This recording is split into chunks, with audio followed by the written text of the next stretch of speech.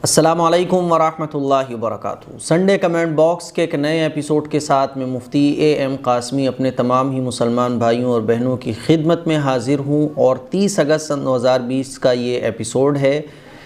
एक संडे के बाद दूसरा संडे बड़े स्पीड के साथ आता है। इसी तरह से हमारी सारी ज़िंदगी गुजर जाएगी और मौत का दिन भी करीब आ जाएगा। हमें अपनी मौत को हमेशा याद रखना चाहिए और अल्लाह ताला से ईमान पर ख़ात्मे की दुआ करना चाहिए। हुज़ूर अलैहिस्सलातु वस्सलाम की हदीस है कि तुम में सबसे ज़्यादा अक्लमंद वो शख्स है जो अपनी मौत को कसरत से याद करे। इसीलिए हमें मौत को हमेशा याद रखना चाहिए। मौत को जब हम लोग याद रखेंगे तो फिर हम अपनी आखरत को बनाने वाले कामों की तरफ तवज्जो करेंगे, और मौत को हम याद नहीं रखेंगे तो फिर दुनिया ही की मोहब्बत हमारे दिल में रहेगी। मौत को जितना ज़्यादा याद रखेंगे दुनिया की मोहब्बत दिल से हमारे उतनी ज़्यादा निकलेगी। पहला सवाल पेरिस क्रिएशंस करते हैं, मुफ्ती साहब क्या मुहर्रम की 9 और 10 तारीख़ में केक काटकर जन्मदिन मना सकते हैं? कैसा सवाल है ये। 9 और 10 तारीख़ को नबी पाक सल्लल्लाहु अलैहि वसल्लम की सुन्नत पर अमल करके आप जन्मदिन मनाएं। हुजूर की सुन्नत पर अमल करके अपना जन्मदिन मनाएं। हम लोग अपना जन्मदिन हुजूर की सुन्नत पर अमल करके क्यों नहीं मना सकते? तो इसीलिए 9 तारीख़ का 10 तारीख़ का रोज़ा रखें। 10 मुहर्रम का हमारे आका सल्लल्लाहु अलैहि वसल्लम रोज़ा रखा करते थे। तो जिन हज़रात के भी 9 तारीख़ में 10 तारीख़ में जन्मदिन है तो भाई आप रोज़ा रखो। रोज़ा रखने के बाद सबको इफ़्तार पार्टी दो। आज मैंने रोज़ा रखा है, नए तरीक़े से अपना जन्मदिन सेलिब्रेट करें ना आप, रोज़ा रख कर नबी की सुन्नतों पर अमल करके, है ना। इफ़्तार की आप दावत करें सबको। वसीम ख़ान पूछते हैं, वसीम अकरम पूछते हैं, मुहर्रम के दिन मरसिए पढ़ना कैसा है? मुहर्रम वाले दिन रोज़ा रखकर हमें खूब अल्लाह से दुआ करना चाहिए, कुरान शरीफ की तिलावत करना चाहिए। मरसिए पढ़ना ये बिल्कुल भी शरई एतबार से दुरुस्त नहीं है। चांद वर्सेस उस्मानी ये पूछते हैं जो भी हैं, मुफ्ती साहब खैरियत से हैं आप? जी अल्हम्दुलिल्लाह, मैं आपकी स्टूडेंट हूँ, मेरा नाम राहत है। मेरे 2 सवाल हैं। पहला सवाल ये है कि पहला कलमा, तीसरा कलमा, दुरूद शरीफ, इस्तग़फ़ार की तस्बीह पढ़ने से क्या जन्नत आ जाती है? मेरी अम्मी बोलती हैं ऐसे कि ना पढ़ा करो। नहीं, ऐसा नहीं है मेरी बहन, बल्कि इसको पढ़ने से तो अजर मिलता है। जितना ज़्यादा हम ज़िक्र करेंगे, जितना ज़्यादा हम तस्बीहात पढ़ेंगे, उतनी हमारी नेकियां बढ़ेंगी और मरने के बाद उतने ज़्यादा हमें जन्नत में ऊंची वाली पोजीशन मिलेगी। तो जन्नत करीब आ जाती है ऐसा नहीं है। मरने का जो वक्त है इंसान का, मौत तो उसी वक्त आएगी। तो आपकी अम्मी जान जो कहती हैं वो ठीक नहीं है। आपकी अम्मी है, मेरी अम्मी है, तो इसीलिए हमारी अम्मी को और हमारे तमाम ही मुसलमान भाइयों और बहनों की जो अम्मियां हैं उनकी अगर ऐसी थिंकिंग है तो वो अपनी इस थिंकिंग को ठीक कर लें। ऐसा सोचना ये बिल्कुल गलत है कि जन्नत आ जाती है। नहीं, जन्नत तो मरने के बाद ही मिलेगी। दूसरा सवाल ये है कि फ़र्ज़ की नमाज अगर क़ज़ा हो जाए तो क्या 12 बजे से पहले 4 रकात नमाज़ पढ़ी जाती है बिना क़ज़ा कहे? नहीं, ऐसा नहीं है। फ़जर की नमाज़ जब आपकी क़ज़ा हो गई तो फिर वो फ़जर ही की नमाज़ पढ़ी जाएगी, वही 2-2 रकात करके, यानी 2 रकात सुन्नत 2 रकात फ़र्ज़। बेहतर ये है कि आप 2 रकात सुन्नत भी पढ़ लें, ऐड कर लें उसमें फ़र्ज़ के साथ। लेकिन अगर आप 2 रकात सुन्नत ना भी पढ़ें तो सुन्नतों की क़ज़ा नहीं होती, इसलिए सिर्फ़ आप 2 रकात नमाज फ़र्ज़ क़ज़ा की नियत करके पढ़ सकती हैं, और ये 12 बजे से पहले भी आप पढ़ सकती हैं, नो प्रॉब्लम। लेकिन 4 रकात नमाज़ पढ़ी जाती है ऐसा कुछ भी नहीं है। शमा शेख पूछती हैं, मुफ्ती साहब प्लीज़ मेरे सवाल ज़रूर शामिल कर लें। आप पिछले 4 बार से मेरा सवाल ही नहीं लेते हैं, बट मैं समझ भी रही हूँ कि मेरे सवाल ले पाना पॉसिबल नहीं है। पॉसिबल हो गया आज, इसलिए थोड़ी सी नाराज़गी है, वो भी बहुत प्यार भरी। अच्छा, बहुत बहुत शुक्रिया। नंबर 1, गुस्ल करते टाइम जब वज़ू करते हैं क्या उस वज़ू से नमाज़ पढ़ सकते हैं? जी बिल्कुल नमाज़ पढ़ सकते हैं। वो भी वही वज़ू होता है जो हम लोग करते हैं। वही वज़ू में हम लोग क्या करते हैं? चेहरा धोते हैं, हाथ धोते हैं, मसा करते हैं, पैर धोते हैं, और नहाने में भी ये सारा काम हो जाता है। तो वज़ू करने की ज़रूरत नहीं होती, वज़ू खुद ब खुद नहाने में हो जाता है। और वज़ू में नियत करना भी ज़रूरी नहीं होता, नियत करना सुन्नत होता है वज़ू में। तो अगर कोई नियत ना भी करे तब भी उसका वज़ू हो जाएगा। नंबर 2, शब क़द्र में जो नमाज़ पढ़ते हैं उसमें जो 25 टाइम्स सूरह इखलास पढ़ते हैं, क्या उसमें 25 टाइम्स बिस्मिल्लाह पढ़ना होता है या फिर एक बार ही? इस तरह की कोई नमाज शब क़द्र की जो आपने लिखी है 25 टाइम्स सूरह इखलास पढ़ते हैं। ऐसी कोई नमाज नहीं है जिसमें 25, 35, 10, 11, 12 इस टाइप से गिनती के हिसाब से सूरतें पढ़ने को कहा गया, वैसी कोई नमाज नहीं है।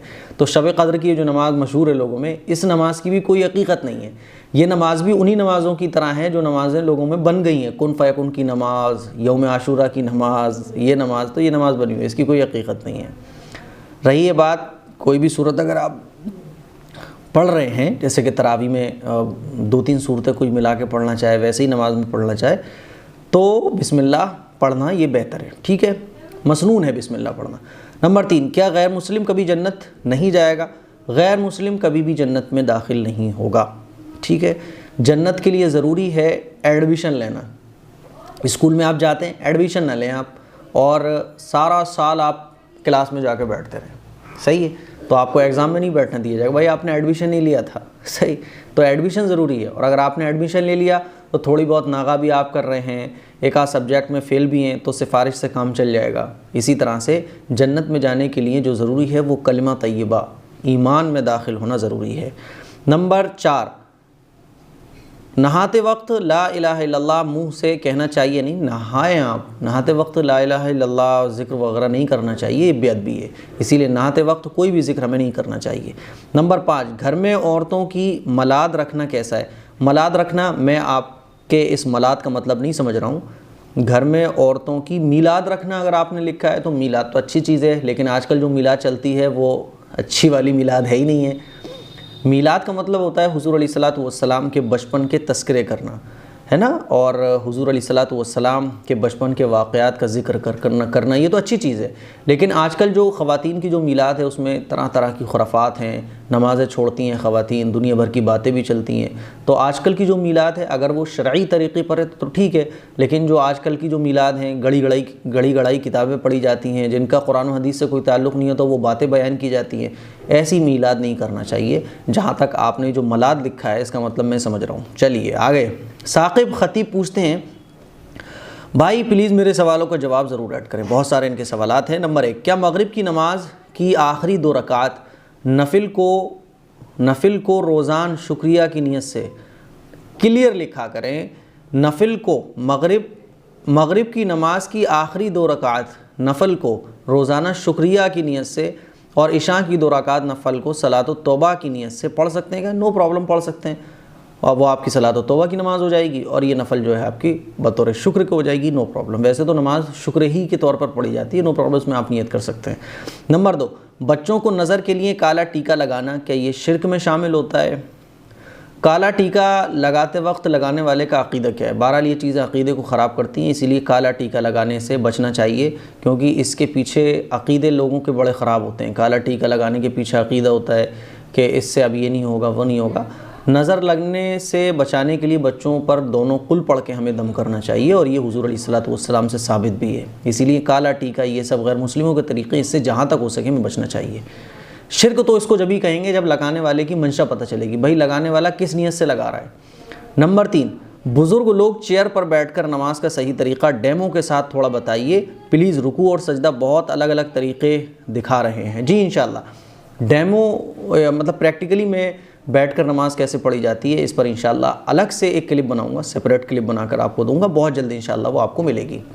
नंबर 4, क्या रात में सर के पास रखे सोए हुए पानी को सुबह नमाज के बाद नहीं पीना चाहिए? कभी भी पी सकते हैं आप। हम तो रोज़ाना रात को बोतल रख के सोते हैं और सुबह भी उसी पानी को, और अगर ज़्यादा बड़ी बोतल होती है 2 लीटर वाली तो शाम तक भी चल जाती है, वो तो नो प्रॉब्लम, पानी तो कभी भी पी सकते हैं आप। नंबर 5, नाखूनों को दफनाना चाहिए या पानी में बहाना चाहिए? नाखूनों को आप दफना दें, पानी में बहा दें, छत पर, को नो प्रॉब्लम। नाखून है उसका क्या करेंगे अब, दफन अपन कहाँ करेंगे? पक्के घर होते हैं, कहाँ आप मिट्टी तलाश करते फिरेंगे? हाँ, ये तब होता है, अदब ये है, सलीका यही है कि जितने भी मतलब इंसान की बॉडी के जितने भी पार्ट्स हैं, चाहे वो बाल हो, नाखून हो या कुछ और हो, तो इंसान की हर चीज़, अल्लाह ने इंसान को अशरफुल मखलूक़ात बनाया है, तो इंसान की हर चीज़ भी काबिल एहतराम है। तो अदब ये है कि उसको दफन कर दिया जाए, गमले वगैरह में डाल दिया जाए, या ऐसी जगह पर नाखून वगैरह फेंके जाएं जहाँ उसकी बेहुरमती ना होती हो, कदम ना पड़ते हो, गंदी चीज़ें ना मिलती हो, ये कहा गया है। वरना नो प्रॉब्लम, आपके घर में ये सारी चीज़ें नहीं हैं तो आप वैसे ही डाल सकते हैं, फेंक सकते हैं कूड़ेदान में फेंक दें, क्या जा रहा है, कोई दिक्कत नहीं है, इतना कोई बड़ा मसला नहीं है कि आप इसमें परेशान हो, नो प्रॉब्लम, ठीक है। नंबर 6, रोज़ाना जो सूरतों की तिलावत करते हैं वो मरहूमीन को बख्शने से क्या उनको उसका सवाब पहुँचता है? अगर वक्त ना हो, सिर्फ सूरह मुल्क उठते ही एक बार पढ़ के सबको बख्शेंगे तो क्या इसका सवाब सबको मिलेगा? जी बिल्कुल। अगर आप सिर्फ सूरह मुल्क या कुछ भी ला इलाहा इल्लल्लाह मुहम्मद रसूलुल्लाह सिर्फ इतना भी अगर आप पढ़ के बख्शेंगे तो इसका सवाब मुर्दों को पहुंचता है। अगला सवाल है, क्या गवर्नमेंट जॉब लगाने के लिए जो पैसा देते हैं क्या वो सूद देना होगा? देखिए मेरे भाई, आपके अंदर कोई टैलेंट है, अब उस टैलेंट के बेस पर आप जॉब लेना चाहते हैं और आपका वो हक है, तो अपना हक हासिल करने के लिए अगर, चूँकि आजकल फ्रॉड इतना ज़्यादा आम हो चुका है कि अगर आपको अपना हक भी लेना है तो आपको सूद और थोड़े बहुत पैसे देना पड़ते हैं, तभी आपका काम होगा। तो अगर वो आपका हक है और उस हक को लेने के लिए आपको ये लग रहा है कि भाई सामने वाले को ये देना पड़ेगा तभी मुझे मेरा हक मिलेगा, तो नो प्रॉब्लम, ठीक है। लेकिन आपके अंदर वो काबिलियत नहीं है, आपके अंदर वो टैलेंट नहीं है, फिर आप गलत तरीके से उस चीज़ को लेना चाह रहे हैं, आपका हक नहीं है वो, लेकिन आप उसको गलत तरीके से लेना चाह रहे हैं, तो फिर आपके लिए सामने वाली पार्टी को पैसे वगैरह देना ये बिल्कुल भी जायज़ नहीं होगा, ठीक है ना। तो अगर आपका हक है, उस हक को हासिल करने के लिए गलत आदमी को कोई चीज़ देना, अपना काम निकलवाने के लिए, अपना हक लेने के लिए, तो जायज़ है।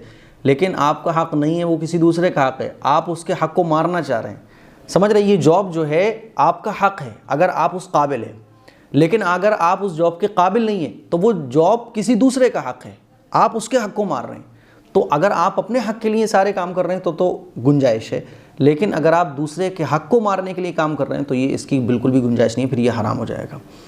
अच्छा, अगला सवाल इन्होंने कहा है कि 5 मिनट का मदरसा कुरान और हदीस की रोशनी में बोल के एक बुक है, बहुत अच्छी किताब है। जी बिल्कुल है, और उसको मैंने अपनी मस्जिद में असर की नमाज़ के बाद काफ़ी साल तक पढ़ा है। 5 मिनट का मदरसा बहुत अच्छी किताब है, हर घर में इसकी तालीम होना चाहिए। नवाब अली कहते हैं, मुफ्ती जी हमारे कमरे में फ़ोटो बच्चे की लगी है तो क्या नमाज नहीं होगी? बच्चे का फ़ोटो घर में नहीं लगाना चाहिए, लेकिन नमाज के सही गलत होने का ताल्लुक़ इससे नहीं है। SKN पूछते हैं, मुफ्ती साहब मैं बहुत उम्मीद के साथ आपसे सवाल कर रही हूँ, आप मेरे सवालों का जवाब ज़रूर देंगे। मेरे आपसे सिर्फ 2 सवाल हैं। नंबर 1, क्या फ़ाल देखना गलत है? फ़ाल की कोई हकीकत नहीं है, गैर मुस्लिमों का तरीक़ा है। गैर मुस्लिमों के जो पंडित होते हैं और पादरी होते हैं वो फ़ाल देखते हैं।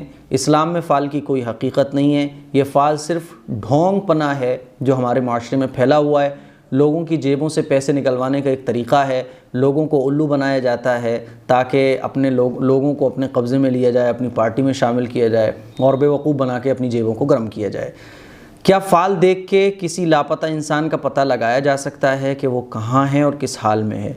अगर फ़ाल देखने से ही किसी लापता इंसान के बारे में पता लगाया जा सकता तो फिर CBI की कोई ज़रूरत नहीं पड़ती, पुलिस की कोई ज़रूरत नहीं पड़ती, इतने सारे अदालतों में केस चल रहे हैं, इसकी कोई ज़रूरत नहीं पड़ती। कितने सारे लोग गुमशुदा हैं, खो चुके हैं, लापता हैं, किसी का कुछ पता नहीं है। बहुत सारी चीज़ें हैं जो सरकारी एतबार से लापता हैं, दुनिया में अदालतों में मुकदमे चल रहे हैं, केस चल रहे हैं। फ़ाल के ज़रिए सारी चीज़ें अगर पता लगाई जा सकती तो फिर कोई अदालतों की ज़रूरत नहीं पड़ती, CBI की ज़रूरत नहीं पड़ती, केस की ज़रूरत नहीं पड़ती, अदालत की ज़रूरत नहीं, मुकदमों की ज़रूरत नहीं पड़ती, सारी चीज़ों की ज़रूरत ही नहीं पड़ती। बस फ़ाल से जाके पूछते आप, साहब वो शख्स लापता हो गया है, मेरी बेटी को लेके भाग गया है। कितने केस होते हैं ना, कोई किसी की लड़की को लेके भाग गया, किसी का लड़का लापता हो गया, पूरे घर वालों का जो है वो कत्ल हो गया, पता ही नहीं चल रहा कातिल कहाँ है। तो सब लोग पता कर लेते हैं, मेरी बच्ची कहाँ है, मेरे बच्चों को जो मार के गया वो कहाँ है, और मेरी ये चीज़ नहीं मिल रही वो कहाँ है, तो सारे मसले ही ख़त्म हो जाते। तो ऐसा कुछ भी नहीं है, मैंने कहा ना उल्लू बनाने वाली चीज़ें, इससे बचना चाहिए। मेहनुद्दीन शेख कहते हैं, मुफ्ती साहब मैं आपका संडे कमेंट बॉक्स बराबर सुनता हूँ। मुफ्ती साहब मुझे बदहज़मी की शिकायत है, कभी 2 दिन कभी 3 दिन में फ़ारिग होता हूँ, बराह करम कोई अमल कोई इलाज बताएं। देखिए मेरे भाई, आप पानी अच्छा खासा पिया करें, और दूसरी बात ये कि हमदर्द वालों का एक रेक्सोटोन आता है, हमदर्द वालों का आता है, रेक्सोटोन, तो उसको आप पिएँ, उससे इंशाल्लाह फ़ायदा पहुँचेगा। हमज़ा अंसारी पूछते हैं, मुफ्ती साहब मेरे सवाल का जवाब ज़रूर देना। मुफ्ती साहब क्या मुहर्रम के 2 रोज़े इस तरह रख सकते हैं कि एक रोज़ा 9 तारीख को और दूसरा रोज़ा 11 तारीख को, और अगर एक ही रोज़ा रखें तो क्या दुरुस्त है?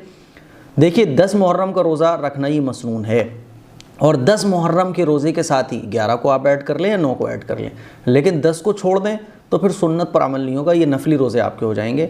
तो इसीलिए आप 10 मुहर्रम का रोज़ा तो ज़रूर रखें। हाँ, अगर आप 10 मुहर्रम का रोज़ा रखकर 9 का ना रख पाएँ, 11 का ना रख पाएँ तो कोई दिक्कत नहीं है, लेकिन 10 को ना छोड़ें।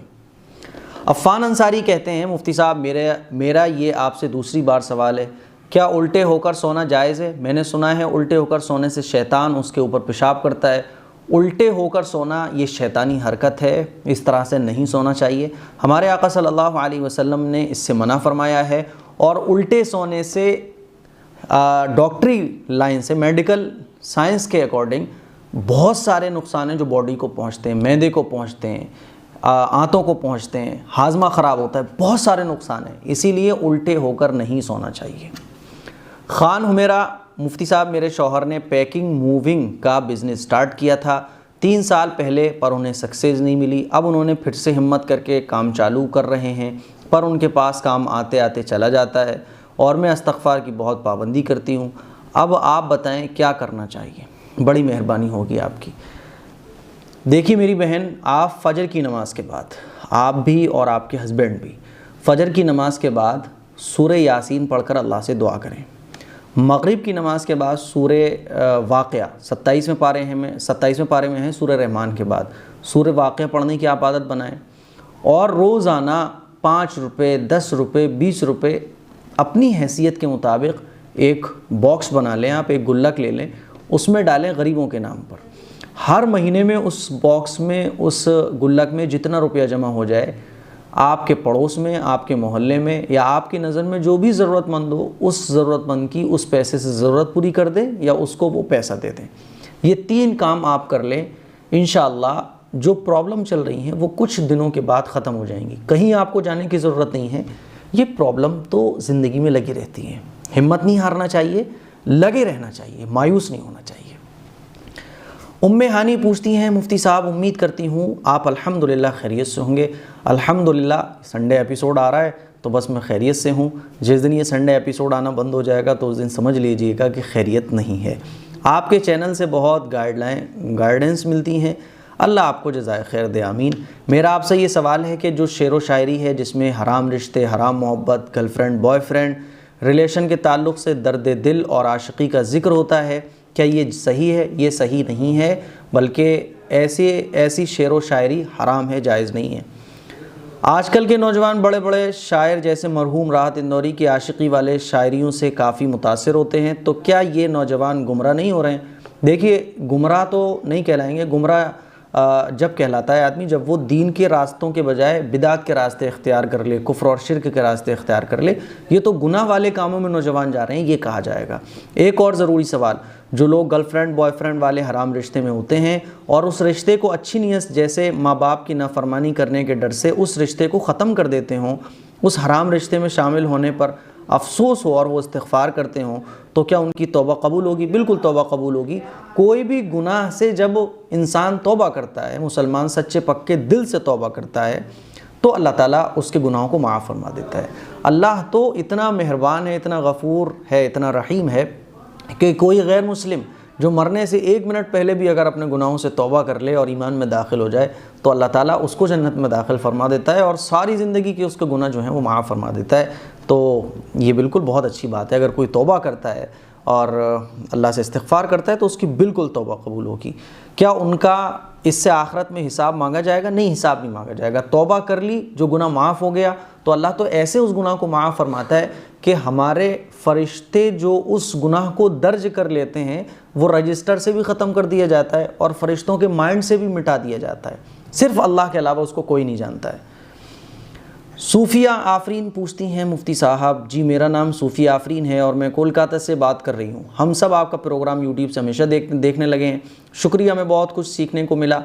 मेरा मसला ये है कि मैं और मेरी फ़ैमिली कुछ सालों से बहुत परेशान है। आए दिन परेशानी और टेंशन लगी रहती हैं। मेरे घर के हर फ़र्द, ख़ासकर अम्मी और पापा दोनों ही बीमार भी रहते हैं। घर में बरकत, खुशियाँ, रौनक और सुकून नहीं लगता। सभी बहुत परेशान रहते हैं, हम सब नमाज और कुरान भी पढ़ते हैं मगर फिर भी परेशान रहते हैं, पता नहीं हमसे क्या गलती होती है। आप अगर हमें कुछ हेल्प कर सकते हैं तो प्लीज़। देखिए मेरी बहन, परेशान तो बिल्कुल नहीं होना आपको, परेशानियां तो इस ज़िंदगी में लगी रहती हैं और जो दीन पर जितना ज़्यादा अमल करता है उसके ऊपर उतनी ज़्यादा आजमाइशें आती हैं।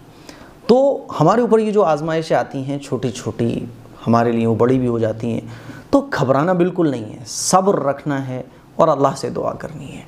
आप लोग कुरान मजीद भी पढ़ते हैं, अल्लाह से दुआ भी करते हैं, तो कोई बात नहीं है। ये ज़िंदगी तो ख़त्म हो जाने वाली है, ये ज़िंदगी तो फ़ना हो जाने वाली है, इस दुनिया का सब कुछ ख़त्म हो जाने वाला है और आखिरत की जो ज़िंदगी है वो हमेशा हमेशा रहने वाली है। इसीलिए सब्र रखें और जिस पाबंदी के साथ आप लोग नमाज़ें पढ़ रहे हैं, दुआएं मांगते हैं, वो अमल अपना जारी रखें।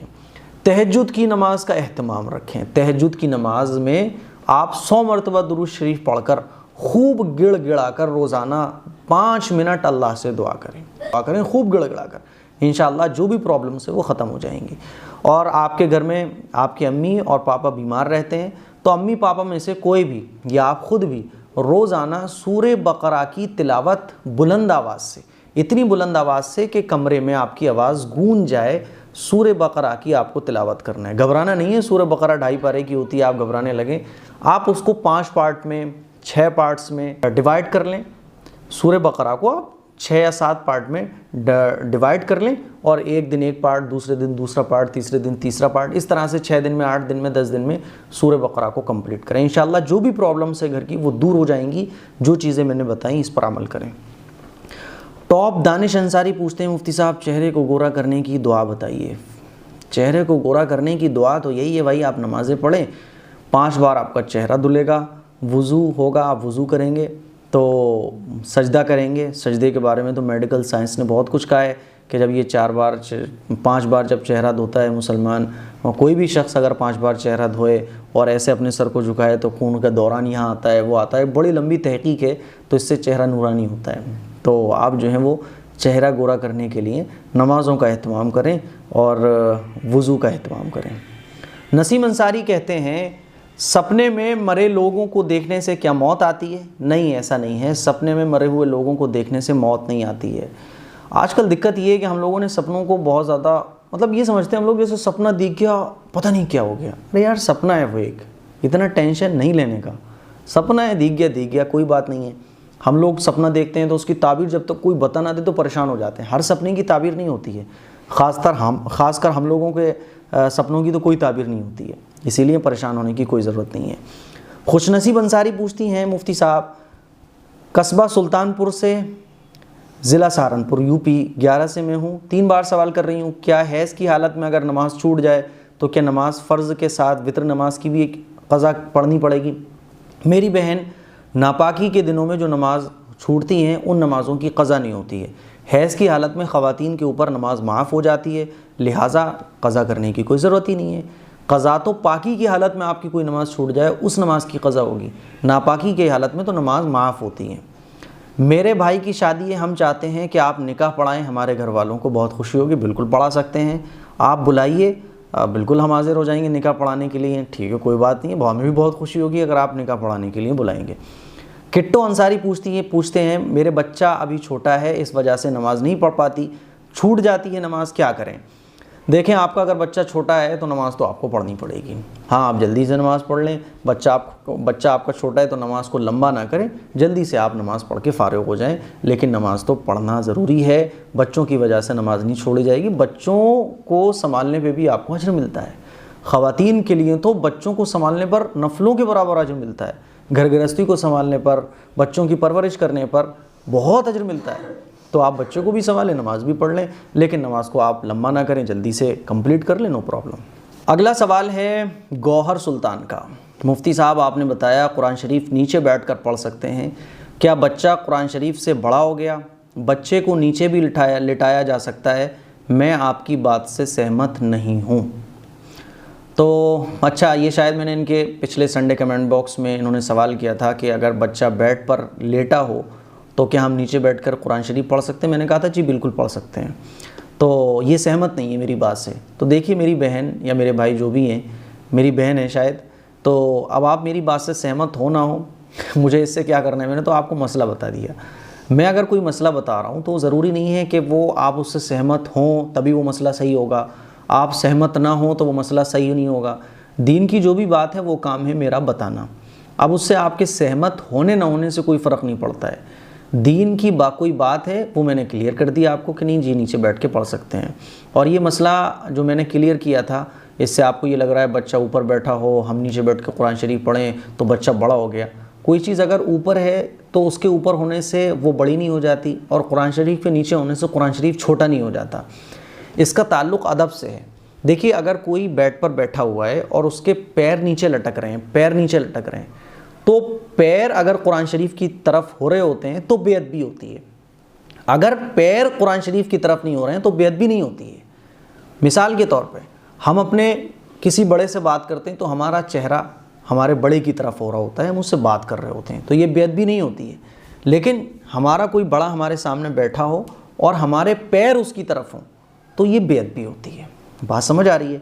इसी तरह से कुरान शरीफ अगर हम नीचे बैठ के पढ़ रहे हो या ऊपर बैठ के पढ़ रहे हो, कहीं भी हम अगर बैठ के कुरान शरीफ पढ़ेंगे तो कोई ना कोई चीज़ तो कुरान शरीफ के ऊपर होगी। अगर हम बैठ के ऊपर बैठ कर भी कुरान शरीफ पढ़ेंगे तो छत कुरान के ऊपर है, तो क्या वो छत बड़ी हो गई, कुरान शरीफ छोटा हो गया? नहीं ना। इसी तरह से हम कुरान शरीफ को जब रखते हैं तो जिस रूम में कुरान शरीफ रखा होता है उस छत के ऊपर भी जाते हैं, तो हम तो उसकी छत के ऊपर चल रहे होते हैं और उस कमरे में कुरान शरीफ रखा हुआ होता है, तो इसका मतलब ये हो जाएगा कि हम बड़े हो गए, कुरान शरीफ छोटा हो गया? नहीं ना। तो ये तो आपकी थिंकिंग के ऊपर डिपेंड करता है कि मेरी आप बात को आपने किस वे में ले लिया।